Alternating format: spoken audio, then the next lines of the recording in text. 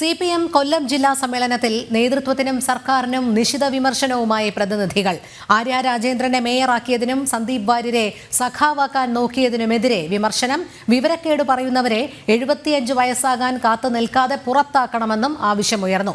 അതേസമയം പ്രതിനിധികളിൽ നിന്ന് പ്രവർത്തന റിപ്പോർട്ട് തിരികെ വാങ്ങി. റിപ്പോർട്ടിലെ വിവരങ്ങൾ ചോർന്ന സാഹചര്യത്തിലാണ് അസാധാരണമായ നടപടി. വിവരങ്ങളുമായി എം മനോജ് ചേരുന്നു. മനോജ്, CPM കൊല്ലം ജില്ലാ പ്രതിനിധി സമ്മേളനത്തിൽ രൂക്ഷമായ വിമർശനങ്ങൾ തന്നെയാണ് പലർക്കെതിരെയും ഉയർന്നത്. അതിൽ നേതാക്കൾ ഉൾപ്പെടെയുള്ളവർ ഉണ്ട്. എന്തായാലും വളരെ വിവാദമായ സാഹചര്യത്തിൽ റിപ്പോർട്ട് തിരികെ വാങ്ങുക എന്ന അസാധാരണമായ ഒരു നടപടിയിലേക്ക് കൂടി കടക്കേണ്ട സാഹചര്യം CPM-നെ സംബന്ധിച്ചിടത്തോളം ഉണ്ടായി. എന്തെല്ലാം വിവാദപരമായ വിമർശനങ്ങളാണ് ഉണ്ടായത്?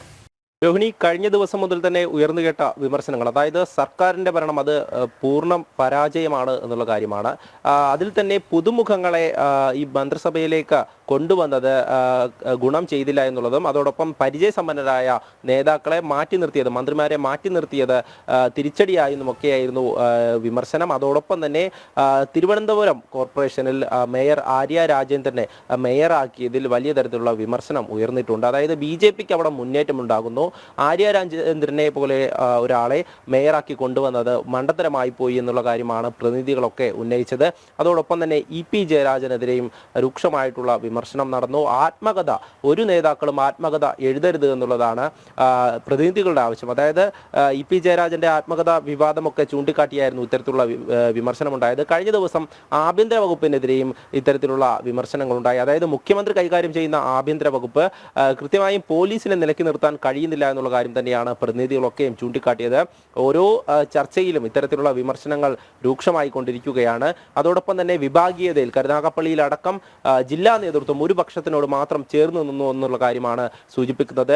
ഈ ജില്ലാ നേതൃത്വത്തിൽ ഇത്തരത്തിലുള്ള വിഭാഗീയതയ്ക്ക് വരുത്തിയ നേതാക്കളുണ്ട്. അവർക്കെതിരെ കർശനമായിട്ടുള്ള നടപടി ഉണ്ടാകണമെന്നുള്ള ആവശ്യമൊക്കെ തന്നെയാണ് പ്രതിനിധികൾ ഉന്നയിച്ചിട്ടുള്ളത്. എന്തായാലും ഇന്ന് ഈ തിരഞ്ഞെടുപ്പ് നടക്കുകയാണ്. അതായത് ഈ ജില്ലാ കമ്മിറ്റിയിലേക്കുള്ള തെരഞ്ഞെടുപ്പാണ്. അതിൽ തന്നെ ഈ കരുനാഗപ്പള്ളി വിഷയവുമായി ബന്ധപ്പെട്ട് പ്രവർത്തിച്ച നേതാക്കളെ അവരെ ഒഴിവാക്കാനാണ് സാധ്യത. 3 ജില്ലാ കമ്മിറ്റി അംഗങ്ങളെ ആയിരിക്കും ഒഴിവാക്കുക. അതോടൊപ്പം തന്നെ ഇന്ന് സമാപന സമ്മേളനവും നടക്കും.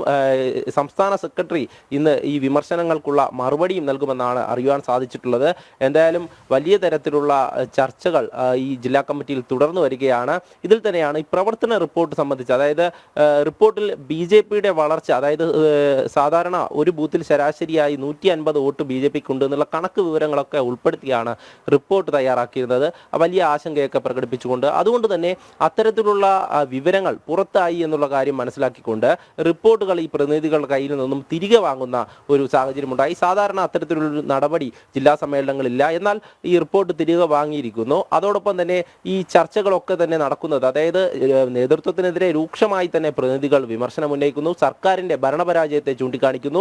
അതോടൊപ്പം തന്നെ പോലീസിന്റെ ഇടപെടലുകളിൽ ഉണ്ടാക്കിയിട്ടുള്ള അവമതിപ്പുകൾ അതൊക്കെ തന്നെ എടുത്തു കാണിക്കുന്നു. അതോടൊപ്പം ഈ മുകേഷ് MLA സ്ഥാനാർത്ഥിയാക്കിയത് ഉൾപ്പെടെ ചർച്ചയായിട്ടുണ്ട് എന്നുള്ള കാര്യമാണ്. എന്തായാലും ഇന്ന് ഇത് സംബന്ധിച്ച് ഒരു നടപടി ജില്ലാ നേതൃത്വം, അതായത് സംസ്ഥാന നേതൃത്വത്തിന്റെ ഭാഗത്തു നിന്നും ഉണ്ടാകുമോ എന്നുള്ള പ്രതീക്ഷയിലാണ് ഈ പ്രതിനിധികളൊക്കെയും. കാരണം ഇനിയും ഈ വിഭാഗീയതയിൽ ഇടപെട്ടവരൊക്കെ തുടരണമോ എന്നുള്ള ചോദ്യം തന്നെയാണ് കഴിഞ്ഞ ദിവസങ്ങളിലും ഉയർന്നു കേട്ടത്. എന്തായാലും ഇന്ന് അതിൽ നടപടി ഉണ്ടാകുമെന്നുള്ള കാര്യമാണ് പ്രതിനിധികളിൽ നിന്ന് നമുക്ക് അറിയാൻ സാധിക്കുന്നത്. ശരി മനോജ്, CPM കൊല്ലം ജില്ലാ സമ്മേളനത്തിൽ നേതൃത്വത്തിനും സർക്കാരിനുമെതിരെ രൂക്ഷ വിമർശനം. പ്രതിനിധികളിൽ നിന്ന് പ്രവർത്തന റിപ്പോർട്ട് തിരികെ വാങ്ങുന്ന അസാധാരണ സാഹചര്യവും ഉണ്ടായി. എം മനോജാണ് വിവരങ്ങൾ നൽകിയത്.